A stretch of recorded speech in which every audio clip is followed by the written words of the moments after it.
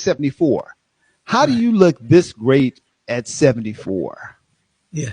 Well, Harold, this goes back to 1959. Whenever I went to go to the bathroom, I urinated. I had a horrible pain in my left side.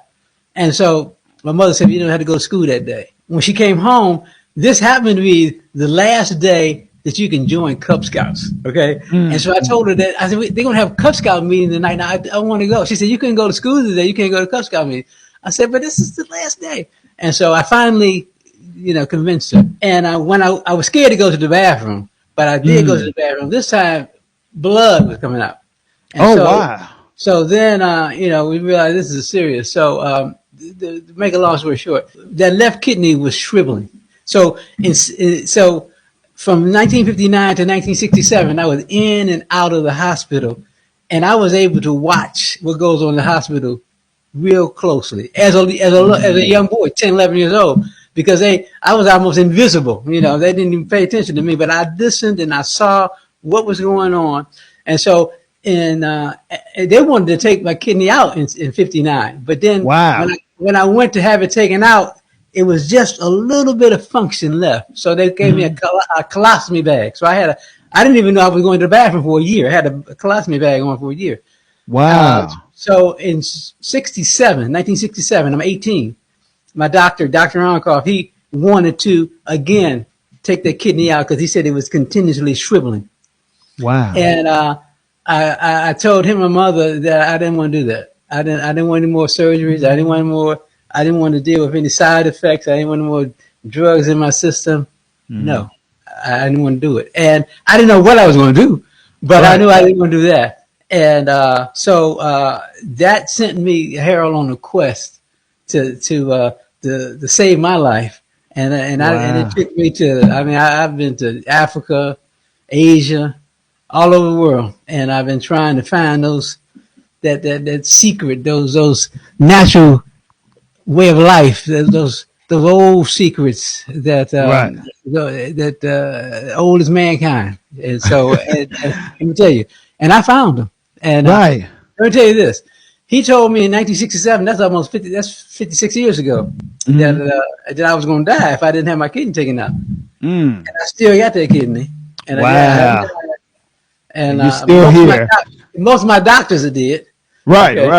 But no, I'm still here, and so. Dwight, do they know what happened to your kidney that caused it to? They never came up with a reason. But I have a lot of theories about what But no, and so.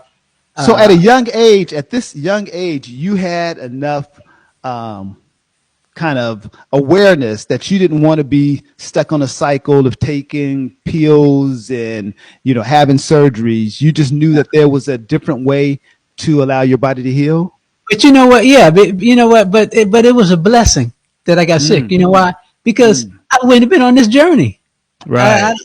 This journey, when I was able to look at the medical field here, the Western medical field, very closely as a child, and I knew that and my doctors were great. I had good doctors, but I just knew that there were other ways to deal with it, and it's a lifestyle, it's a mindset, and you know about that mindset very well, and so it's taking care of yourself, looking out for yourself.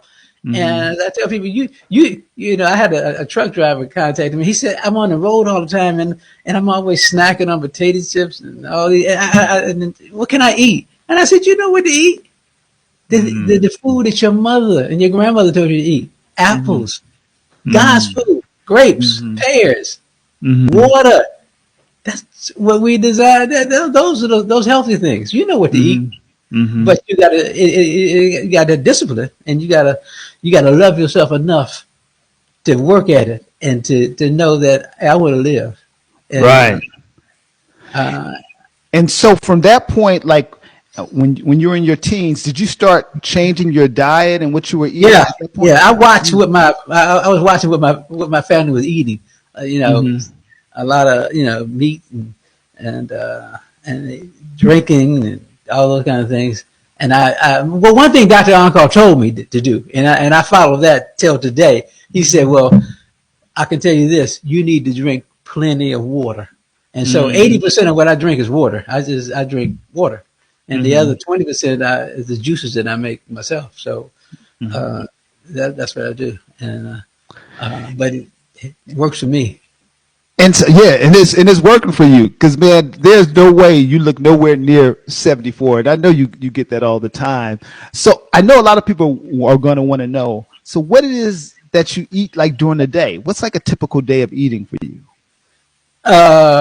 You know, I like this morning. Okay, I mean, I came up to my son's studio, so I mean, I had some juice that I made. I ate a pear because I was rushing to get here. But I have oatmeal a lot. I like oatmeal, steel cut oatmeal. You know, and I put, you know, my strawberries and nuts and things in there, and I enjoy it because you know because people tease me a lot. You know, when I go out, they say, "Well, he gonna have some nuts and some grapes," or you know, they eat whatever.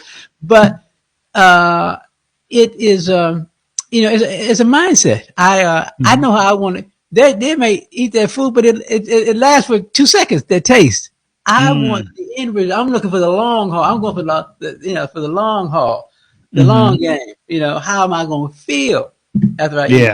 Am I going to feel like I want to be able to do the things I've been doing all my life? I'll be 75 in June. I want to be able to still bend down, pick up, do the. I want to stay the same, and you can if you want to. Right, so, right. You know, and I've seen many of my friends who are not in the shape that I'm in, and so you have to want it, and you have to be disciplined, and as you well know, you have to be disciplined. You can accomplish anything.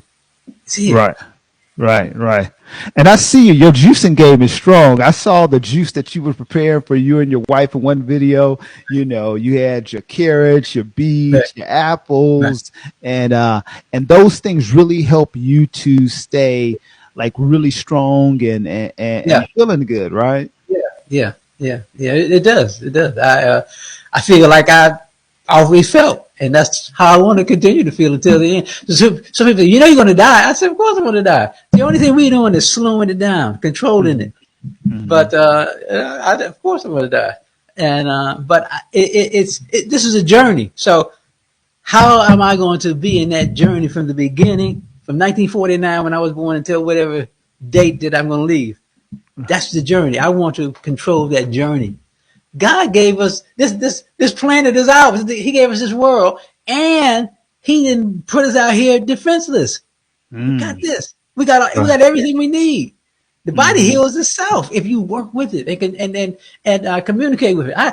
As you were looking at my video, listen. I talk to my fingers and my toes and my knees every day. I'm well acquainted with my body, and my body knows that I'm in charge. Somebody got to be the boss. I'm the boss. Right. Just like I tell my hand right now to move, my fingers to move. I can control my organs. And I learned that over in China. It's called a deep sleep. Harold, it's incredible, man.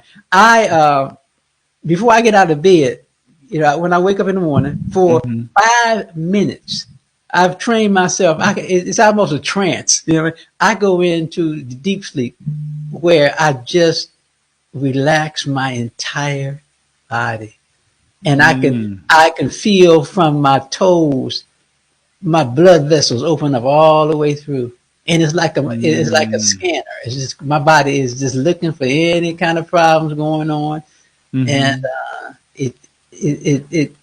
that's that. You know, I tell people, the only reason I started doing those videos is because people kept asking me. I went out to save my life. Okay? Right. I'm looking out. I'm trying to save the wife's life, and so many people ask me, "What do you do?" And so that's when I started doing the videos just to show them what I do. It's not anything complicated. It's just basic, the thing that you know that you need to do. You know, right.